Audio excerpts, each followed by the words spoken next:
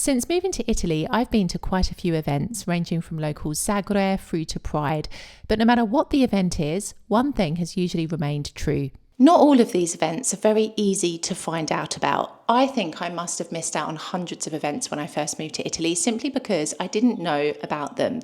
Because what you'll find, especially here in the south and in the smaller towns and villages, they're not very well advertised. Locals are so used to these annual events, these sagre, the festivals, that they just know it's happening. And unless you're part of that community, you might not know about it because it's not necessarily going to be as widely advertised as you might have expected. Now, two things that have really helped me to discover more about what's happening in the south of Italy especially are, first of all, the Today group of newspapers. Now, these cover all of Italy and you can view them online, the different editions for the different parts of Italy, but they always have a section that tells you what's going on in that particular region in that particular period. So if you're here visiting or you're living in that particular part of Italy, this is a great resource because you can finally understand what you might be interested in going to and not miss out on those events because they just weren't advertised very well. Secondly, I have discovered an app, but unfortunately it's just for the Campania region, but there might be other apps for other regions. And so if you're living in a different part of Italy and you know a resource that tells you what's going on in that particular area, please comment below and share so that we can help each other to really understand what goes on in this country. Now, the app that I'm referring to is La Mia Campagna, and it's an app that lists everything that's going on within this region. Events, festivals, places of interest you might want to visit. It's an incredible resource and I'm using it a lot to plan the content for this YouTube channel. So it's definitely something to look into because I really think events here can be so magical and they can also be so simple yet beautiful, like what I'm about to show you. It's Sunday, it's the summer solstice, and we are going to an event at Giardino della Minerva in Salerno. Now, these are beautiful botanical gardens in Salerno. I did a video quite some time ago. I'll link it up here if you want to go and have a look. But they've had a lot of work done to these gardens. So these gardens have been closed.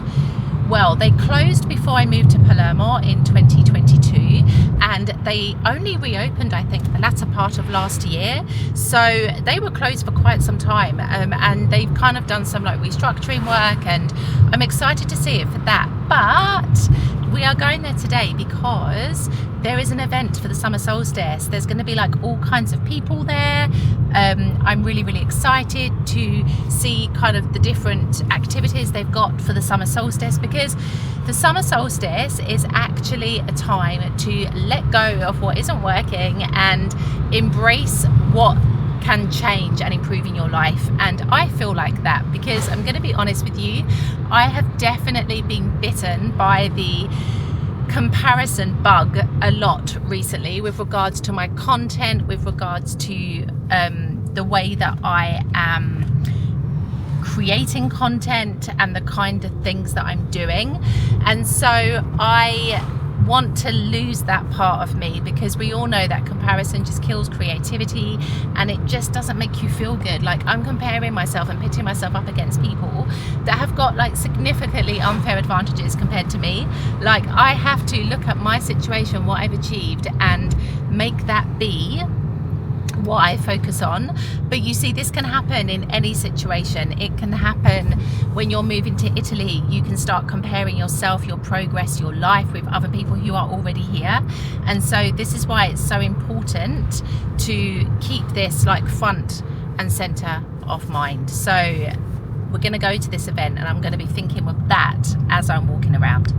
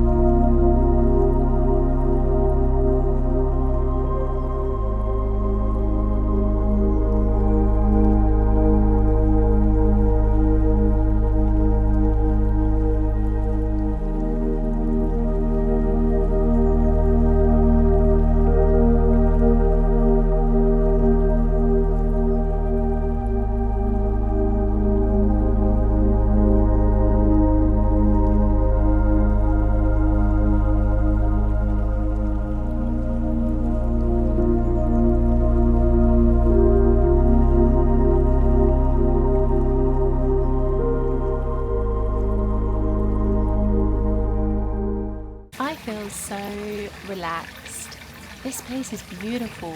They have improved it so much since the last time I was here.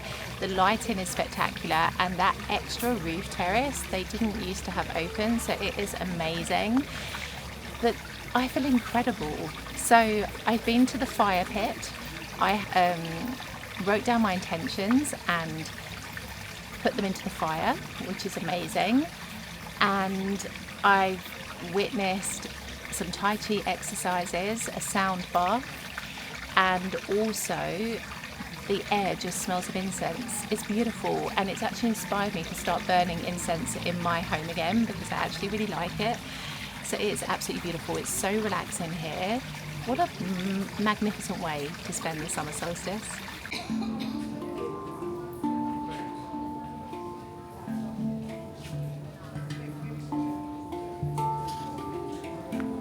Now, it goes without saying, not every event in Italy is created equally. Sometimes the posters that you might see if they're advertised, or the write-up that you read about an event, can make it seem fantastic. And when you go, it's not necessarily what you expected. And here is another example.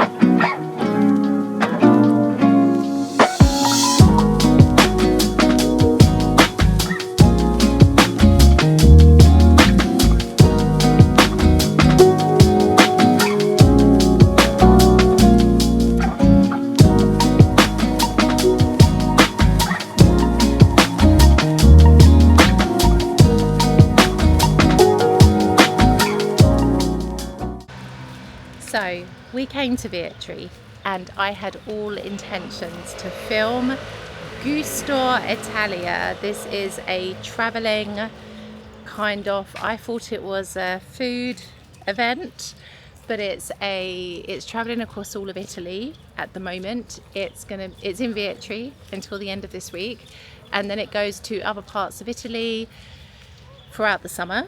And I was really excited. I was like, oh my goodness, this looks like it's going to be amazing. And so we came tonight to have a little look. And yeah, it's not quite the little festival I thought it might be.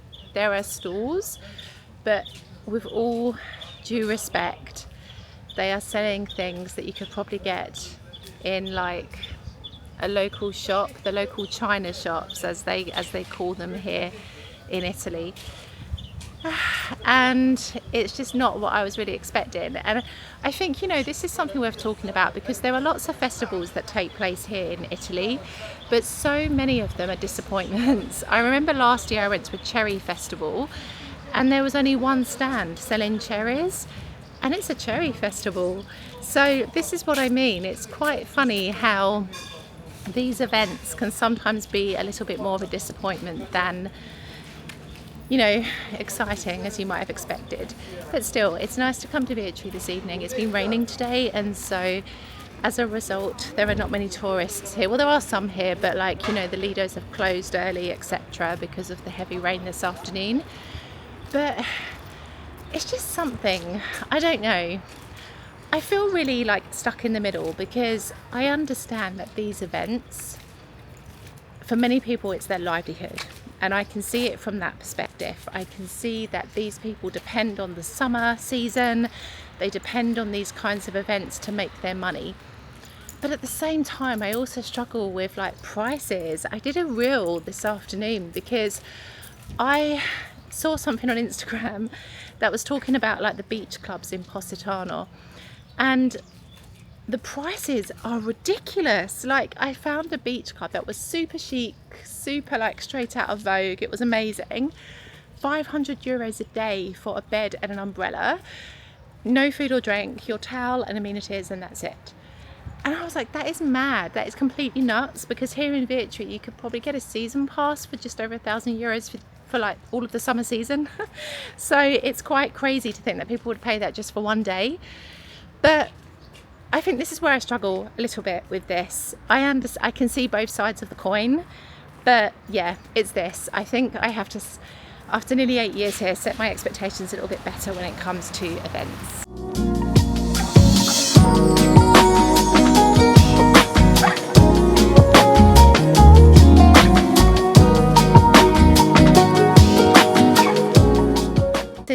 free beach at the moment in one part of Italy. There is another section a bit further along, but these are all the lidos. And this is such a common sight that you'll see here in Italy, is that the free beach is like minimal. It was exactly the same in Mondello.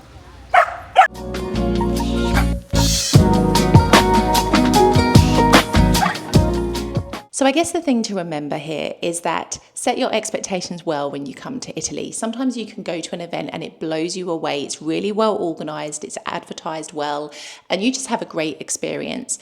And other times the events are more about tradition than they are necessarily in creating something that blows you away. And this is what you have to balance out. You've got to balance out the size of the event, where you are in Italy, and set your expectations well, because I think sometimes you can become super excited, turn up, and you're like, this really wasn't what I was expecting. But I think it shouldn't take away from the fact that the festivals, the sagre, the concerts, the events that happen, especially here in the summer, are the beating heart of this country. They are the opportunity to showcase traditional food and music and, you know, the culture at large. And so they're definitely something to experience.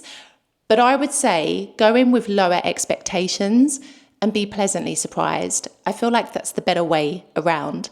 And if you want to see an example of another great event here in Italy, this is the video I think you should watch next. I will see you in the next video.